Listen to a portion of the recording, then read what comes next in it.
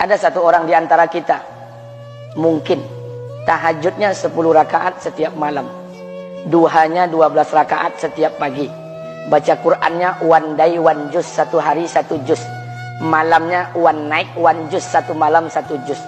Satu keluarga di antara kita ini puasanya luar biasa Senin Kamis. Satu keluarga berpuasa Senin Kamis.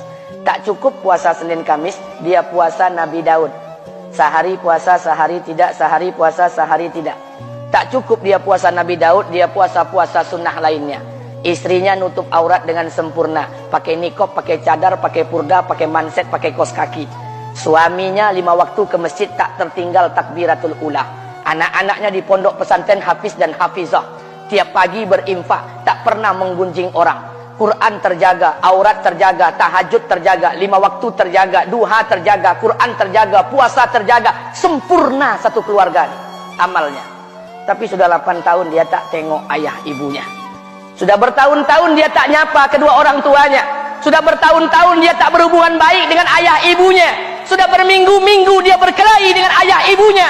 Sudah berhari-hari dia bermusuhan dengan kedua orang tuanya. Maka anak seperti ini, seluruh amal yang mereka kerjakan tertolak di sisi Allah Subhanahu wa taala, tidak akan diterima Allah.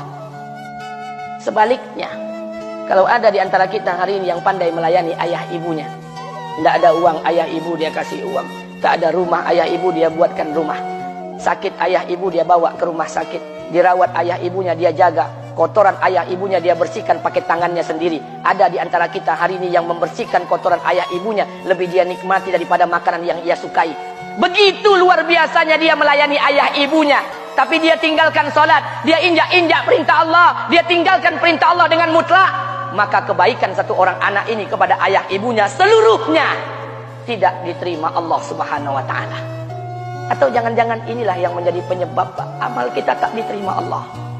Atau jangan-jangan inilah yang menjadi penyebab amal kita tertolak di sisi Allah. Kita sholat juga, kita sujud juga, kita puasa juga, kita ngaji juga, kita dengarkan ceramah juga. Maka oleh karena itu, Pak, Bu, ayah kita tuh tinggal di kampung, ayah ibu tinggal di kampung sana.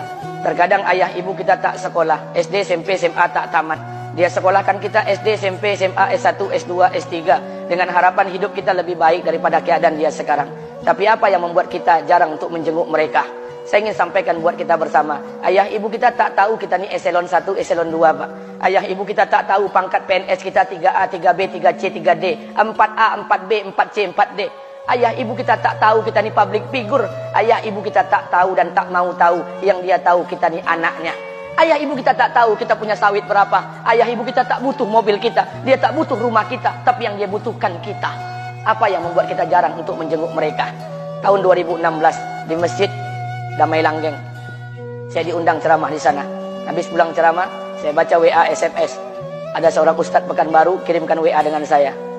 Saya baca 2 kali, air mata saya menetes. Kenapa? Karena WA itu berisi cerita satu orang ibu sedang menelpon anaknya. Ibunya nelpon anaknya.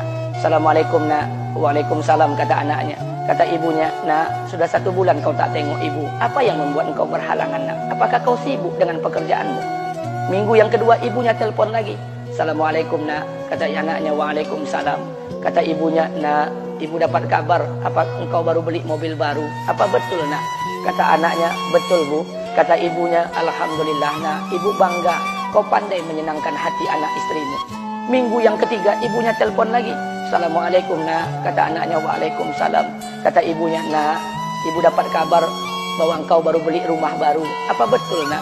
Kata anaknya, betul bu. Kata ibunya, alhamdulillah nak, ibu senang kau bertanggung jawab dengan anak istrimu. Minggu yang keempat ibunya telepon lagi. Assalamualaikum nak. Waalaikumsalam. Kata ibunya, nak, tadi ibu pergi ke pasar, ibu jumpa temanmu di pasar. Kata temanmu di pasar, temanmu banyak bercerita tentang kamu. Kata temanmu tadi, kamu baru beli anak anjing seharga 40 juta dari negeri Belanda. Apa betul nak? Kata anaknya, betul. Kata ibunya, nak, dengarkan pesan ibu untuk terakhir kalinya. Apa pesan ibunya? Wahai anakku, engkau pelihara 1 ekor anjing. Kau siapkan harga anjing 40 juta. Kau siapkan rumah untuk anjingmu depan rumahmu. Kau jaga anjingmu pagi, siang, dan sore. Kau mandikan anjingmu pagi, siang, dan sore. Kau kasih makan anjingmu pagi, siang, dan sore. Demi Allah nak, dengarkan pesan ibu untuk terakhir kalinya.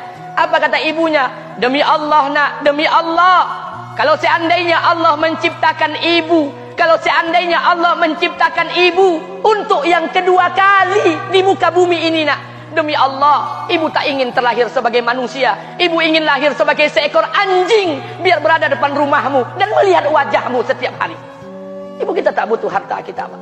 Dia tak butuh uang kita, dia butuh kita. Apa yang membuat kita jarang untuk menjenguk mereka? Pantas hidup kita tidak berkah. Pantas rumah tangga kita tidak sakinah. Karena hubungan dengan ayah ibu kita rusak selama ini. Masih ada kesempatan, masih. Yang jauh telepon, yang dekat kunjungi mereka. Demi Allah, kita butuh keberkahan doa mereka. Yang sudah meninggal, ziarahi kuburnya dan doakan mereka. Imam As-Syafi'i berkata, apa kata Imam As-Syafi'i? Manusia zalim, manusia bodoh, kalian tak tahu apabila ayah dan ibu kalian mengangkat tangan di malam hari, dia berdoa kepada Allah untuk anaknya. Doanya cuma sekali, malamnya cuma sekali, hanya sekali saja doanya. Apa kata Imam Syafi'i? Sekali doa ayah dan ibu kalian sudah cukup bagi Allah untuk menjadikan kalian anaknya berkah dunia akhirat. Hari ini berapa banyak doa ayah dan ibu kita, tapi tidak ada keberkahan buat anak mereka. Kenapa? Hati mereka tersakiti. Maka pulang, Pak, cari mak bapak kita. Kita punya rumah hari ini, Bu. Kita punya rumah, punya harta, punya uang, punya pekerjaan, punya kekayaan, punya sawit. Kita jadi orang hari ini jadi pegawai bukan kena sarjana kita, Pak. Kita jadi orang hari ini bukan kena otak kita. Kita jadi orang hari ini bukan kena kepintaran kita. Kita jadi orang hari ini jangan-jangan kena keberkahan doa ayah dan ibu kita yang tak pandai tulis baca di kampung sana. Cari mak bapak kita, Pak. Demi Allah, kita butuh keberkahan doa mereka. Apa guna di kehidupan dunia sementara Allah tidak ridho dengan kehidupan kita? Pantas amal kita tertolak di sisi Allah. Maka pulang ke rumah cari mak dan bapak kita yang masih hidup, duduk bersama mereka. Kalau seandainya kita tak bisa membahagiakan mereka, jangan pernah menyusahkan mereka. Kalau seandainya kita tak bisa membuat mereka tertawa, jangan pernah membuat mereka menangis. Demi Allah, kita hanya punya satu ayah kandung.